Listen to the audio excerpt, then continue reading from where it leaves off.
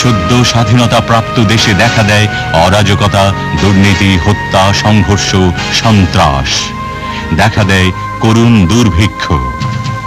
স্বাধীন জাতি হিসেবে অতৃপ্ত বাংলাদেশে ৭৫ সালের ১৫ই অগস্ট তদানীন্তন রাষ্ট্রপতি শেখ মুজিবুর রহমান সপরিবারে নিহত হন। খন্দকার মোস্তাককে দেখা যায় রাষ্ট্রপতি পদে।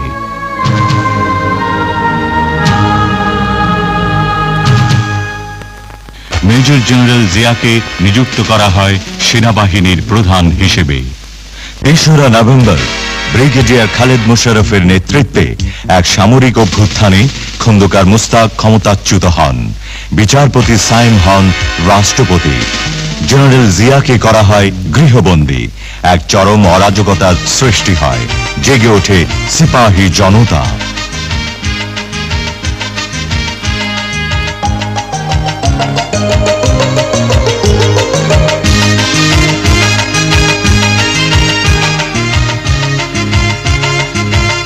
মুক্তিযোদ্ধা জিয়া তখন বের হয়ে আসেন সাময়িক অবরোধ চূর্ণ করে ৭৫-এর ৭ই নভেম্বর।